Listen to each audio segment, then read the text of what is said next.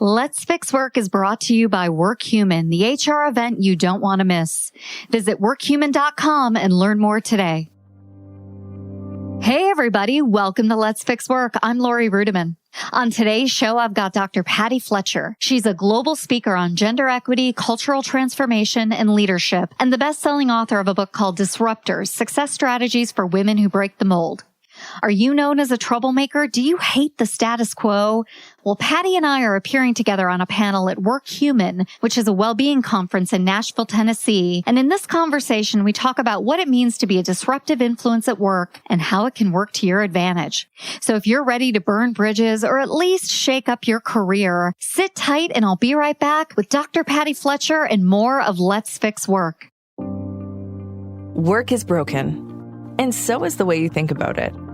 Host Lori Rudiman is picking up the pieces so you can take control of your career, put yourself first, and be your own HR.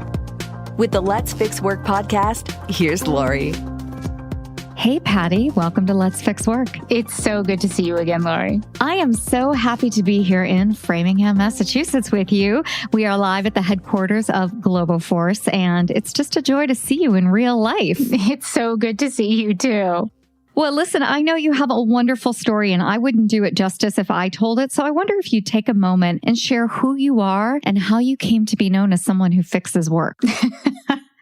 So let's see. So who am I? I grew up in enterprise software. So I tend to view everything in terms of systems, something that I learned along the way. And when I started in enterprise software, I started in the HR line of business. It was back in the late 90s. The Y2K thing was happening, right? Software vendors were just making money left and right because everybody was afraid of what was going to happen when the zeros hit. Wait, we have to tell people what Y2K was because I'm not sure some people would know.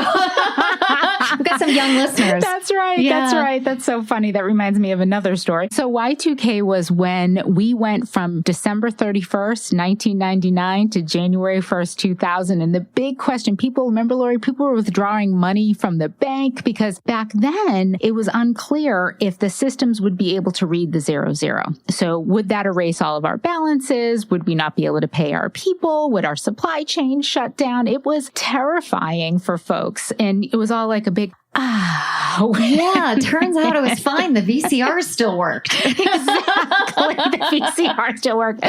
Oh, that's fantastic. After I put my cassette tape in my car. That's right. That's right. Yeah. So you kind of cut your teeth in enterprise software back in the day. I did. And that was really good. I have a habit, like most disruptors, of going where I don't belong. I've never had a job I was qualified for, which is pretty crazy, especially as sensitive as I am naturally as a human being. But, why the heck not, right? Jump in with both feet and fail fast. Fail fabulously. Yeah. Exactly. And so at the time, the focus wasn't so different as it is now when it comes to HR. It was really CFOs had just gotten a seat at the table. CIOs were kind of up and coming. Marketing and HR were still in the other room, right? They were in the back office. And of course, we know that CMOs have really come quite far now as the voice of the market. And so HR was really at this stage at the time where it was, let's replace but replicate what we do manually in our enterprise software system. So that's how I grew up. And it was a great way to grow up because I had to get in front of HR departments, understand who they were, what they did, who they wanted to be. Yeah. Right? The aspiration is important. Absolutely. Yeah. And what their life was like day to day. It's very different to talk to someone versus being able to put yourself in their shoes and see their pain and see their opportunity. So as you developed your career and you were in enterprise software, eventually you decided that wasn't enough for you. And you've gone on to do some pretty terrific things, including writing a book. So what has the second stage and third stage of your career been like? God, such a good question. And I got to tell you, women in the workforce have done what we claim millennials now do. And that is we change our minds about the impact we want to make on the world. And we understand, and I think you're a great example of that. We understand that one of the things we can do is use our work to be able to do that. And I still see myself as somebody who wants to help leaders change the world. And the scalable approach from an enterprise software perspective is right on, right? The company I worked with, SAP, 76% of the world transactions run on that. So it's a pretty exciting thing to be able to develop new markets at the time, e-learning, now doing lots of stuff around unconscious bias. And that's super fun. But it wasn't enough. And that's probably, I don't even know if that's the right word, but it wasn't enough for me. So when I was in my 30s, I came to this topic crazy like most people do. This topic being equity in the workplace and harnessing all the best and available talent and disrupting HR. So I came to this topic quite by accident. I have always been obsessed with my grandmother. She was an Armenian genocide refugee. Wanted to find out more about her. She raised me for the first few years of my life because my mother was a working mother before working mothers were a thing. Wait, I think working mothers have always been a thing though, especially among the non-privileged among us. Yeah. Exactly. But, at the time I grew up in a very modest town, very working class, but the moms all stayed home. And if they did work, it was like the mom's hours, right? And there was my mom working 9 to 5. And I was always told, oh, she works because she has to. Oh. And the truth is, no, she worked because she wanted to, right? She still did all the mom things, the cooking, the cleaning, all that.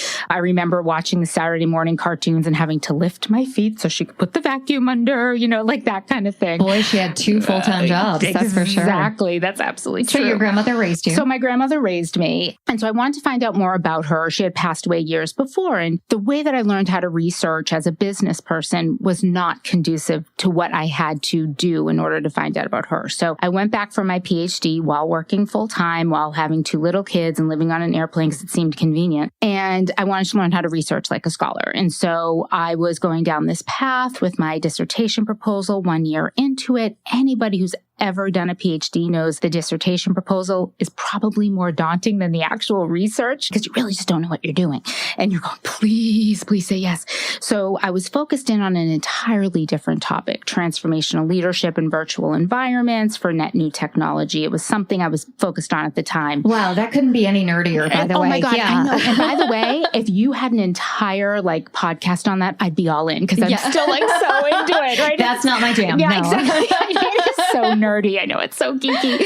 And I still blush when I talk about it. I love it. Yeah. So as part of this, I was a year into it. And as part of the PhD program, I had to take a feminist leadership theory class. And I used the word had to purposely. Growing up where I did here in Massachusetts, very conservative family, like I said, very working class, very fear driven. And I was raised to believe that a feminist was men or women, right? Where we want more. And what I found out in that class on that first day was a few different things. The first is that being a feminist is an and, right? It's about men and women, not men or women.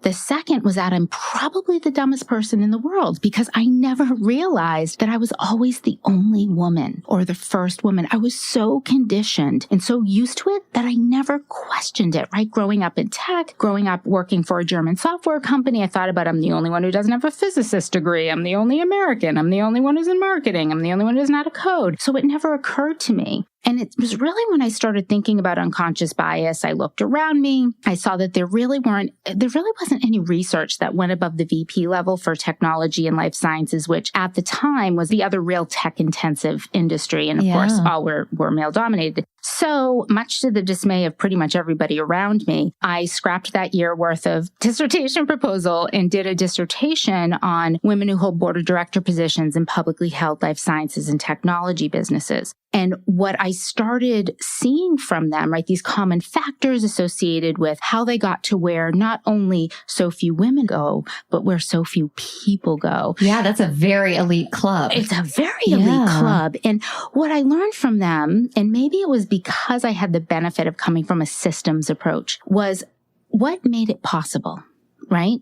What made it possible to get these women from where they were, and most of them like Midwest, grew up on farms, didn't go to tier 1 schools, right? Just kind of like the rest of us. Yeah. And then I thought, wait a minute. Am I asking the right question here? Maybe the question is, I'm seeing more and more women. At the time, we were probably about 40-something% of the workforce. We had, by that time, already more than half of undergrad degrees, more than half of MBAs, a large majority of PhDs. We were 70% of valedictorians in this country. We had so much power, and yet we weren't in power. And I thought, maybe the question needs to be, what is it about the system that makes it possible possible that people who control 70 to 90% of all consumer buy decisions have such economic power, but are not in the boardroom? Wow. They're not reflected. And that was really a flip of a switch for me when I stopped with the blaming and the shaming and the what the heck's wrong with women, which was really the mindset, and quite frankly still is. Yeah, agree. Yeah. Yes. And instead started going, what's this bias thing? Because nobody's really talking about unconscious bias back then. And how does that inform the system? And that was about 12 years ago. So this book is really 12 years in the making. And truthfully, the first time I read it cover to cover was when it was published. Oh, my goodness. Well, why don't you tell everybody a little bit about your book? Because it's been out for a little over a year, correct? No, just under a year. Oh, just under a year. Yeah. Wow. I know. Time's flown It this really year, does. right? My goodness. Well, tell us a little bit about it, because I know people rave about it in my social network, and I would love to share the word among our podcast listeners. Well, thanks. Thank you. So the book is about disrupting the system that no longer suits the environment in which it lives. And these women who are in here, so the book really breaks down a lot of the myths that we have, that you have to choose between career and family, that you have to wait until you have experience because women are hired for their experience, whereas men are hired for their potential. So there are, I think it's 10 myths that are in this book, and they're all supported and explained by research without the rhetoric, right? But then we bring it to life by these women who are just normal, and they talk about how they have defined their own success, which is incredibly important, because what our unconscious bias tells us, particularly those of us in the business world, is we all want to be CEO, or you must want to be a board of director. And the truth is, no, that might not be how I want to make the impact. So that might not be how I define success. And then how is it that I achieved what I wanted to achieve on my own terms? What did I have to disrupt in order to do that? And so these women really bring it to life. And there was a book, obviously, that so many of us know, that brought the topic of gender equity to the mainstream. That was Lean In. And that book came out a few years, obviously, before Disruptors. Disruptors came out in January. And while I so appreciated that topic going to the mainstream, I did not appreciate the message. Yeah, you and Michelle Obama, she just said just today that shit doesn't work. Literally, those words came out of those words came out of her mouth. Oh my God. In a very informal way. But Yes. she literally said, it does not work. That shit does not work.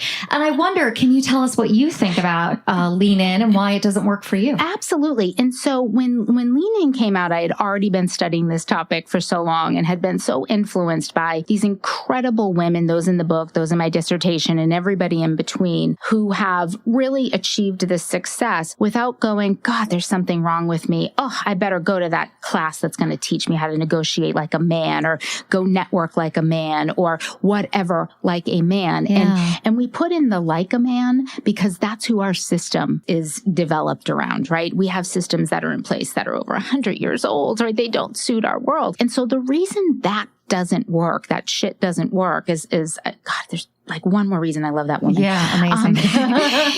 Is that if we leaned in anymore, Lori, seriously, if you leaned anymore, your face would hit the freaking ground. I would break my face. Yeah. Exactly. Right? I'm leaning in hard and it doesn't work. I mean, it only works to a certain point. Right. And so that's right. And we all lean in already.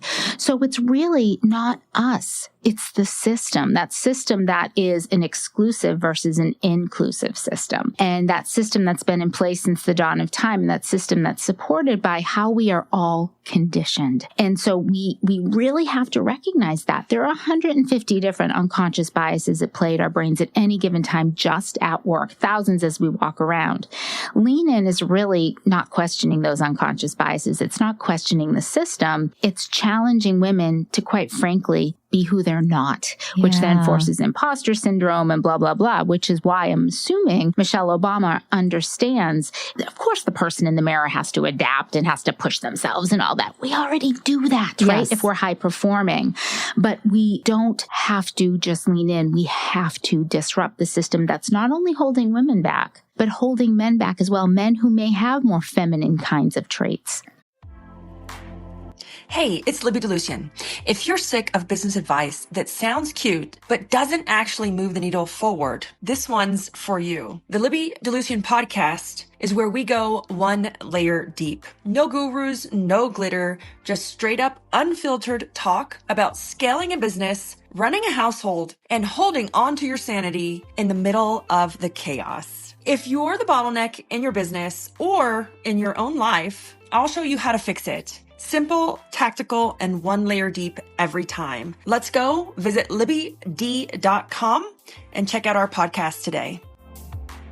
Very good insight. You know what? You keep using the word disruptors. It's a word that you've embraced. It's really part of your ethos. And for many individuals, they feel that disruption and disruptors are negative. It's a bad thing. They're troublemakers. They stand in the way of progress. So how are disruptors and disruption a good thing, a positive thing? That is such a good question. So for me, I grew up never feeling like I belonged. Right. And I think so many folks, when you're young, you think you're the only one, right? And then you grow up and you find your people and you realize you're not alone. Everybody thought that. And so when I look back at how I grew up and where I grew up with wonderful people, I never quite fit the mold. And it was because the system that was in place was very particular. The young boys who played sports and were good at it were the ones who won. And that's just kind of how it was and nobody questioned it. And then you go to business and it's, you have to look this way and do these things. And we see that stuff, right? Like, you know, back in the day, and I'm not going to mention company names, but you'd be able to go work with a company who it's like perhaps a survey company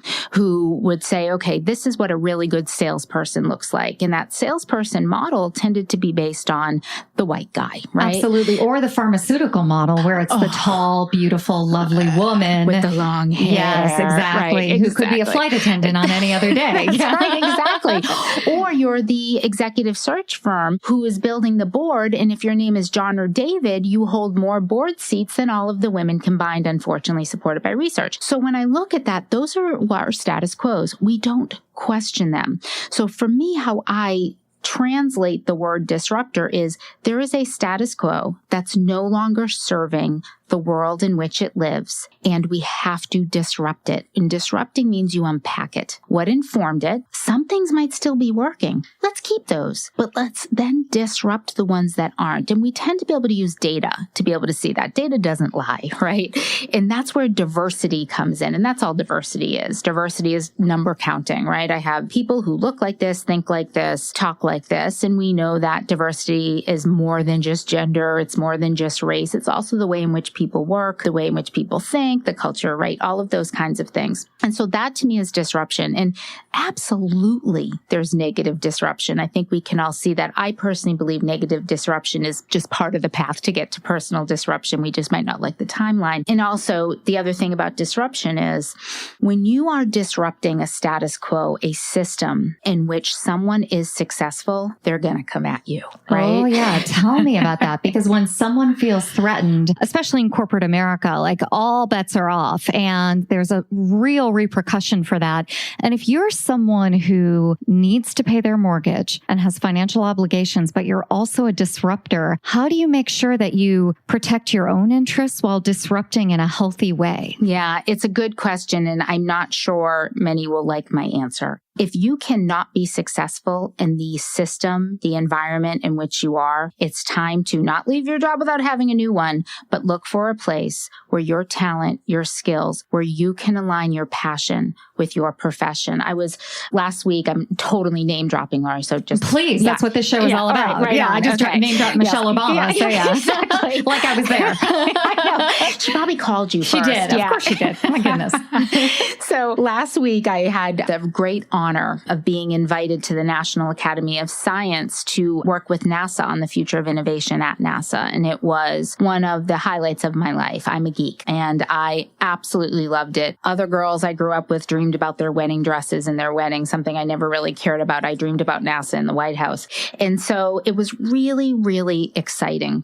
And they had a few external experts there. And NASA's going through its own thing. And it was kind of cool to be there right after InSight, right after, the Mars thing. But there was also SpaceX there and a few of the other companies that are leveraging NASA technology, but they're really getting all the fun. The millennials love them because there's a rocket launching every other week. And so NASA's really going through this, okay, what do we do next, right? They work on the hard stuff. They always want to be innovative. So it was fun being there. And it was interesting because you think about when it comes to the future of innovation with an organization like NASA who does unprecedented work, there is no path before them. I really was worried, like, what the heck is a person who focuses on the future of work and the future of leadership and all things people and disrupting HR and all that stuff? What could I bring to the table here, right? I'm not an astrophysicist. And so it was interesting because we didn't really talk about tools. We didn't really talk about the more science. We talked about the people piece, which I found interesting. And so I'm sitting there and I'm listening to this discussion going back and forth. And someone at NASA said, if you ever find yourself working for a boss who's not totally in love with your work and your capability and what you can not only bring to the table today, but what you could bring tomorrow, you need to go find a new boss. Wow, that's really beautiful and surprising from a government agency. NASA, I think, is kind of this, and it's interesting. It's not just NASA. It's like NASA's multiple centers. Sure, right? They're all very fascinating. But let's talk about a bubble, right? Wow. Yeah. I love the level of EQ it would take for someone in the sciences to say something like that. That's shocked. That's lovely. But it's true, right? And it is. And you and I see the same data. We know that people don't leave companies, they leave bosses. And not just the bad bosses, which, some of us have had, but also the bosses who aren't enabled to be able to look at your potential and be able to feed that because for whatever reason, the system doesn't support that. And that's a challenge we have when we work in a one-size-fits-all kind of world, knowing that one size doesn't fit all and it can't. It probably never has. It's just been tolerated for so long. Well, those are some great anecdotes, Patti. Listen, why don't you stick around and after the break, we'll come back and we'll talk a little bit more about unconscious bias and we'll unpack that. We'll learn about some of the myths that are within your book, and we'll learn about how, if we want to be disruptors, we can position ourselves in the future to be successful at work. So everybody, sit tight. We'll be right back with more Dr. Patti Fletcher and Let's Fix Work. Hey everybody, Lori Rudiman here. I'm excited to be back at WorkHuman this year with keynote speakers like Brené Brown and Gary Hamel. WorkHuman brings together visionaries, thought leaders, and industry experts to share the latest research and ideas about the most compelling workplace issues. Do you work in HR? Are you a leader of teams? Do you wonder how to align your executive strategy with your people strategy? Well, join me at WorkHuman March 18th through 21st in Nashville, Tennessee. Visit workhuman.com and use code WorkHumanLFW for a $100 discount. That's workhuman.com and use code WorkHumanLFW for a $100 discount. And remember, head on over to workhuman.com and use that code WorkHumanLFW for a $100 discount today. Hey everybody, welcome back to Let's Fix Work. I'm Lori Rudiman and I'm here today with Dr. Patti Fletcher. Patti, how you doing? I am great, Lori. I am just thrilled again to be in the same room with you. It's always a joy and just a privilege to see you. And I wish we had some better weather in Boston. It's a little chilly. My North Carolina blood is a little thin, but I'll take it. It's not snowing. Yeah, and I wish people could see the necklace you're wearing because that's what I'm looking at right now. I have to tell you, Target. Oh, stop. Target, $19.99. Wow. Yeah, I'll post a picture in the show notes. Thank you. Well, I am so happy to have you here today because, disruption is something that's close to my heart because throughout my entire life, I've been called either a disruptor or a shit disturber. That is how I've been referred to. So I would love to hear stories about people who didn't belong and found purpose and meaning elsewhere. Can you talk to that a little bit? Lori, I love this question. It is such a good question. And I wish I was asked it more often. So the thing about this book, Disruptors, absolutely, it breaks down the system that's working against everybody, not just people who self-describe as disruptors. But the real thing is you're not alone. And we all feel we're not alone. And I think when it comes to the topic of HR and fixing work, we have to remember that in order to hire a candidate, you're really hiring a person, and people just want to feel that they belong, right? It's so important. So that's really what this book is. There's no one way to success. This is not a TED Talk. Right? Thank God. Yes, exactly. There's a way. And by the way, your experience, what you bring to the table, not only do you belong with those things, we welcome you with your ideas. We've made room for you, and welcome to the tribe, right? So that's so nice. It's God, finally. Exactly. So even for the shit disturbers, yeah, right? there's a place. There's a place, exactly. So the thing about disruption, it's ultimately transformational leadership, right? You see a status quo, you want to blow it up, and you know the leader part of transformation, which is critical for every disruptor, is that nobody gets to the finish line alone. Nobody, right? Even though we see those Lone Rangers out there, those Mark Zuckerbergs and Bill Gates and Steve Jobs. Or even the Tony Robbins or the Gary Vaynerchuks who are out there saying, hustle harder, hustle more, and you're going to succeed. You're right. I mean, you don't get through life alone. Why would you get through your business endeavors alone? Exactly. And brick buildings don't do business with brick buildings, right? People do business with people. And that's just, oh God, I hear that. Oh, you're absolutely right. It's just so wrong.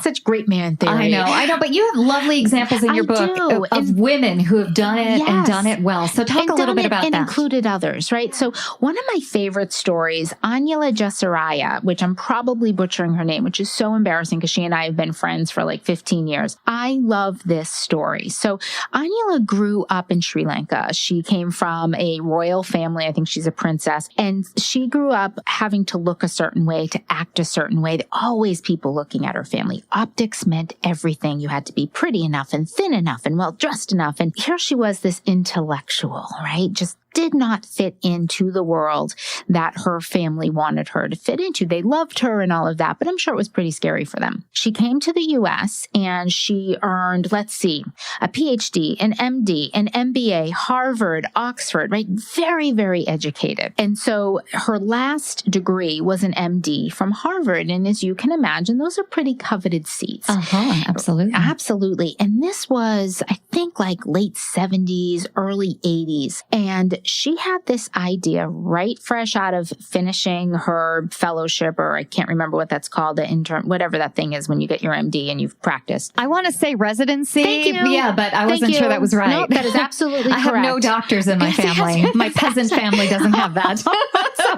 funny. And like my daughter will tell you, my kind of doctor doesn't actually help people, nor does it come with a prescription pad. Yes. So, right. So I didn't have to do that. But yes, that's exactly right. So she had gone through all of that, and having done her MBA, she just looked at the world very differently. And she saw this potential for an intersection between the medical world and the business world. And she didn't really fit 100% into either of those. So she decided to bring them together. And everyone around her turned against her. She lost friends. Wow. She had people not talking to her. To this day, they don't, because that was just something you didn't do. And she had to create a world in which she belonged, because there wasn't a world for her to belong. And it was tough. We look back on it now and it's beautiful and it's amazing. But like she says in the book. Hello, I'm Ruth Thomas, host of Comp and Coffee, where we break down what's next in the world of compensation management. From pay transparency to performance alignment, we explore how businesses are rethinking compensation to drive impact, equity, and growth. So if you're shaping the future of pay at your organization, grab a cup and tune in. Listen on the Work Defined Podcast Network. Are you tired of talent and HR podcasts that sound like corporate training videos?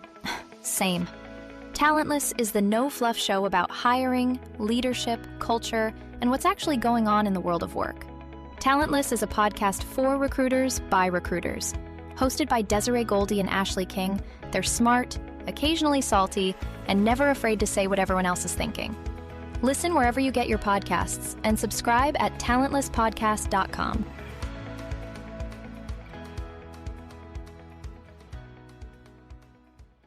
It sucked. Yeah. I can't imagine how lonely that is when you've been abandoned by people who are important to you. Exactly. And you've worked so hard to accomplish what you've accomplished. So when she started to create a new life for herself, you mentioned that the women in the book bring people along with them. Can you speak to that a little bit? Yeah, absolutely. So it really is going and finding your tribe. And Seth Godin did a great job writing the book, right, about tribes, but he really saw it as more of an affinity group. Women define it very differently. We define it as people who, they could be doing other stuff, right? Other industries, other types of jobs, but they want the same kind of thing. They tend to be at the same point in their career, but we also have people who support us from a personal perspective, depending on what that looks like. So what she was able to do was, especially on the business side, to go and talk to people who had money, to talk to investors, to understand venture. And what she found, of course, was that venture was very male, right? You had to present this way and talk this way. And so she just really socialized her way in and got to understand the folks she was meeting, what was important to them, what influenced them. Use that as a starting point for them to be able to see what she saw. I mean, it was beautiful because you're asking people to part with their money. You're asking them to think about opportunity in a totally different way. It's sneaky and it's clever and it's a little subversive. So yeah, it's very disruptive, but without being aggressive, without being violent. And I think that's what people hear when they hear the word disruption. They think of riots in the streets, like maybe Paris 2018 or Paris during the French Revolution, right? That's what they fear with disruption. And disruption can just be, it can be subtle, can't it? It can be subtle until it's not, right? Yeah. Right? And I think the word violent is such a good word to use for this. And disruption doesn't have to be revolutionary. To your point, it can feel evolutionary, right? And so, and I have asked her, have you gone back? Have you made friends? And she said some still don't because they're kind of disgusted with her and that she took up space still, which is interesting. So she went out, she found people who she could empathize with. And it was really interesting what you said. It's kind of sneaky, it's kind of this, but I think that's how women use empathy or leverage empathy. Women who are disruptors, because we understand we have to meet people where they are in order to get them to where we need them to be. You can't do that unless you understand what motivates them, who their friends are, right? All of those things. Patti, you just described a woman who's a disruptor and she's working on her own terms and she's trying to figure things out. And I think we give a lot of grace to men who are disruptors, but your story of your friend reminds me that women are treated so differently. So I wonder, as you have explored unconscious bias, have we evolved over the past 20 years in terms of business? Are we giving more grace to women? Are we holding men accountable for being disruptive and not necessarily productive? What's the state of business today with disruption and unconscious bias? I wish I had a really good answer for you. I'd say, if anything, we've gone backwards, which is rather unfortunate. So for women, we are still dinged by both men and women, right, for being too aggressive, too assertive, all the stuff you were probably accused of and still accused of. Why can't she just leave it alone, right? Whereas men are seen as the heroes, right? And leading what's right and sticking to it no matter what. Unfortunately, the research shows that we're still penalized when it comes to creating change. It's a big problem. We're also still penalized for supporting women supporting other women who want to create that change. Men, they're held up on, the shoulders of others when they support a woman. Yeah, they're celebrated as these allies, as if, women haven't been allies to one another for the past, couple of thousands of years, but men are celebrated when they step into a topic that they should have been addressing 50 or 100 years ago. Exactly. And, it's interesting. We have some recent examples when men show a more human, vulnerable side. So Elon Musk, right? That New York Times article that came out like a month or so ago when he reflected on how hard it's been the last year. He talked very openly about mental illness, which I think is critical and important. He was celebrated. And I know the conversation really went to, but what if we put a woman in there? Right? Oh, absolutely. Could you imagine? She's not fit to lead any kind of change. She can't do this. She's not up to it. The street, the press, we're all pretty hard. We see what's happening at Facebook. And yes, I do agree. I'm not super happy, right, about the data component.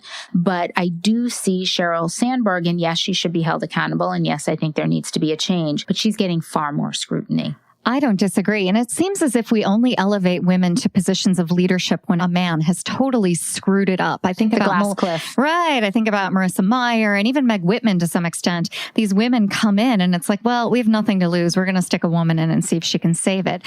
So it's a little depressing that the landscape isn't much better, but you have a book full of women who are nailing it, who are killing it and have killed it in their roles. So can you leave us with an example of a woman you think we need to know about and how she can inspire us to think about disruption and maybe even unconscious bias in a little bit more of an optimistic way? Absolutely. One of the women that I use multiple times throughout this book, and then she is also highlighted, is a woman named Nicole Sahin, who grew up in the Midwest. She lives here now in Boston, and she is the CEO founder of a company called Globalization Partners, and they created a new market. And essentially what they do, they set up shop in 120 something different countries. So companies who are in the West who want to go global but don't want to pay the $100,000 and wait the year for the hope and prayer that they can hire somebody, go to Globalization Partners who already, has already gone through the compliance. They have the technology. They hire that person, and then that person over a year or so becomes an employee of their client. I love that idea, by the way. Yeah. It's incredible. Why didn't I think of it? It makes me so mad. Oh my God, it's so smart. So Nicole's a really good example of what every disruptor does, whether it's Anjula or Surbi Sarna, who she introduced me to, who's in this book, who is a life sciences entrepreneur. Every female disruptor understands that disruption starts with the person in the mirror, right? So we are not saying act more like a man. We are saying, what do you have to bring to the table in order to bring this disruption forward? What do you need to start doing? What do you need to stop doing? What do you need to continue doing? Are you relational in how you're making decisions? Because that's how women are. We understand the impact on others around us, right? So super important. And the reason I bring up Nicole is I do believe she is the new face of leadership. So she sets up this company, the 6th fastest growing company in the US. They went from 0 to 70 million, self-funded, by the way, 0 to 70 million within just like a 3-year period. Wow. And yeah, absolutely. Yeah. And they're like crazy now. Insane. Insane. She's won probably every entrepreneur award there is. And of course, the media focused in on she had an all-female founding team. Of course they did. But what I love about her leadership is a few things. It's disruptive without being violent in that she has family leave as a mandatory thing to take. After 5 years, you are put on a 3-month sabbatical and you are given money for your family to travel around the world because she's traveled everywhere and she saw how that opened her eyes. Wow. Because that's a perk that's unbelievable. It's huge. Yeah. And also she and her team really believe that because they do business globally, it's really hard to fight a war with somebody when you're doing business with them, right? Commerce could be the biggest peacekeeper in the world. And so she has her triple bottom line of absolutely money is important, right? She wants to grow her revenue. She gives crazy compensation packages because she believes that people who are working for her, they're just as invested in this business as everybody else, right? So really, really important. They get politically active. They have this social impact, this sustainability impact, and they actually grade themselves on those things, which is pretty incredible. The other piece is she understands that you are hiring a person when you bring someone in. And that person brings a lot of different stuff, not just their experience, not just their potential, but everything. And you have to respect that, right? Wow, that's good. It's good. And so as a result, because one size doesn't fit all, what you might want in terms of how you're compensated, how you experience your time at work may be different from what I want. So how do we do that and how do we scale that, right? And she has answers for that. She's amazing. And she ultimately understands that absolutely she's the decision maker. She's the CEO, right? This is what she has to do. But she actively seeks input and listens to that input. She gives full transparency. She holds people accountable because she enables them to be accountable. It is truly transformational. Everybody's on the same page. Everybody's all about disruption, and yet they do it in concert. It is beautiful. What a lovely story. Well, Dr. Patti Fletcher, it's been just a joy to talk to you. Why don't you tell us a couple of things about you? I know you have some speaking engagements. You've got information. Where can we find you? Where are you going to be? If people are curious, what's next for you? Well, one thing that's exciting is that I just wrapped up taping my audiobook. I know, it's very exciting. So it got picked up for an audiobook. Super fun. Absolutely loved it. And in terms of speaking engagements, I'm doing a lot of private stuff, but I'm also doing the She for She conference, which is an organization focused in on helping homeless moms here in Boston. That's in January. Yep. I will be going to South by Southwest to talk about how gender equity is not about fixing women, and lots of university tour kind of stuff. So fun. Good stuff. That's great. Yeah. Well, if people want to find more about you or learn more about your book, where can they go? drpattifletcher.com, drpattifletcher.com. Of course, on Twitter, PK Fletcher, Instagram, Dr. Patti Fletcher, and on Facebook, Dr. Patti Fletcher. Lovely. It was so great to see you. Thanks again for being a guest on Let's Fix Work. Thank you. So great to be here. And everybody, stick around. We'll be right back with more Let's Fix Work. Hey everybody, 2019 is here, and I know you're thinking about building a better life and a better career. If you've been curious about podcasting, I've got some information that can be helpful for you to connect with employees, build a business, improve your brand, make more money, or connect on a deeper level with potential clients. I want to encourage you to apply for Danny Osmond's Podcast Supercharger course. Who's Danny Osmond? Oh my God, this guy is a lifesaver. I have been through 4 podcast producers, and Danny is helping me clean up, kick butt, and take names with Let's Fix Work. He's super important to me. I've learned a ton about podcast production, and I can't say enough about how great it's been to work with him and learn from him. If you are ready to give up the struggle and create an amazing podcast in the year ahead, then apply today for Danny's live podcast Supercharger program. For 6 weeks from February through March 2019, he's working deeply with just a handful of students who are determined to start a podcast and finally see the results they know they deserve. To find out more about the Podcast Supercharger course and register, go to the Podcast Supercharger link in the show notes. Applications are being reviewed as they come in, and spots will fill on a first-come, first-serve basis. So go create an amazing podcast, join Team Podcaster, and hang out with Danny and learn something new in 2019. Hey, everybody. I hope you enjoyed the show with Dr. Patti Fletcher. We recorded this episode live in Framingham, Massachusetts, home to Globoforce, the awesome underwriters of our show. Visit workhuman.com for more information on the upcoming WorkHuman conference. Let's Fix Work is produced by Emerald City Productions, and special thanks to Danny Osmond and his team for making the show great. Follow me at L. Rudiman and Let's Fix Work anywhere you have access to social media, which is really everywhere. And feel free to send feedback and comments to hello@letsfixwork.com.